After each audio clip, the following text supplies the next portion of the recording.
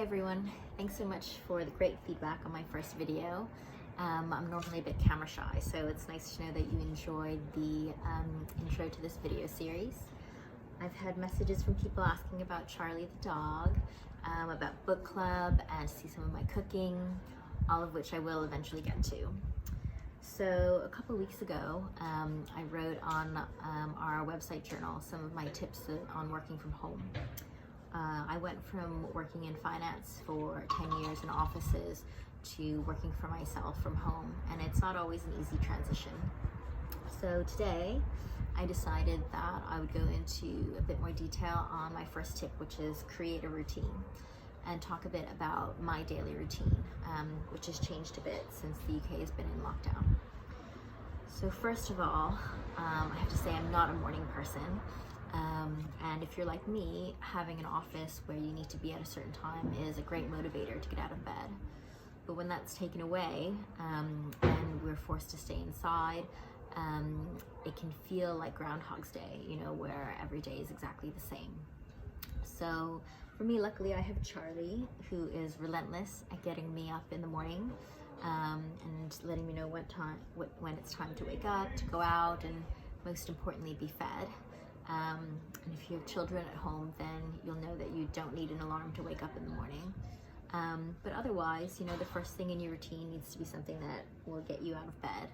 And maybe that's taking your 1 hour of exercise, or a meditation you like to listen to, or maybe a TV or radio program that gets you through your morning routine. So for me, I wake up, I spend the first part of my morning taking care of Charlie. Right now she's not doing very well, so getting her medication and food takes a bit of time. After this, I'll maybe look at the news and respond to any emails that I need to get back to. Personally, I'm not really a breakfast person, and I really don't like to eat before I exercise. And so the next thing in my schedule is that I am doing a daily workout program called Insanity. And if you've heard of Insanity, it's not really for the faint of heart. It's an 8-week HIIT program every day and that I do for my living room. So, I have a calendar that's printed out with what workout I'm supposed to do for the day, but it gives me, something to check off that I've accomplished every morning. Even if maybe the rest of my day disintegrates into nothing. So after showering and having some lunch, I'll do some work on my website, maybe on social media. Maybe I'll write a blog post for my designer journal that's on the website. And then also I've sort of found a number of activities now to fill my downtime now that we're in lockdown. I've got my book club and other books that I'm reading. I got this massive jigsaw puzzle that maybe is a bit ambitious.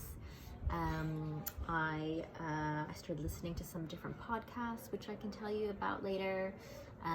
Sometimes I play a bit of piano on the keyboard that we have here. I started taking an online drawing class to brush up on some of my skills.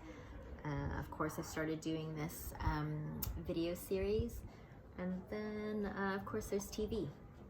And so there's a lot of programs that people have recommended in series that I'm catching up on. So I do that as well. So in the afternoons, I choose a different thing to do. And then in the evenings, after I've made some food for the dog and given her medication, I usually video call my parents while I'm cooking dinner. It's a nice way to end the day, keeps me connected with them, so that I can make sure that they are safe and well. And then after dinner, maybe, if I'm not stuck watching just one more episode of whatever series I'm stuck on, maybe I'll grab a book. Oftentimes I actually get stuck reading the news on my phone, which is not a great habit before bed. It's something that I'm trying to kick with limited success. But that's kind of what my day looks like. And I'll say that, that's not always what my daily routine looks like. I think what's important right now is that we're getting through each day and keeping busy with things that make us feel good. And so you can decide, what makes you feel good.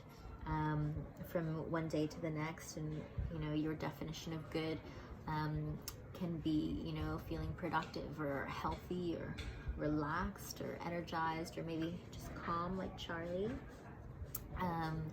And each day you might need something different to, you know, to make you feel good. For me tomorrow, hopefully I'll have some Easter eggs, and so fingers crossed I'll be able to show you a video on a little egg dyeing project for Easter. But until then, feel free to reach out on social media or on email. Let me know what things are keeping you busy, and other things you'd like to see from me at home. So until then, good luck with your routine, and stay safe. Thanks for watching. Bye.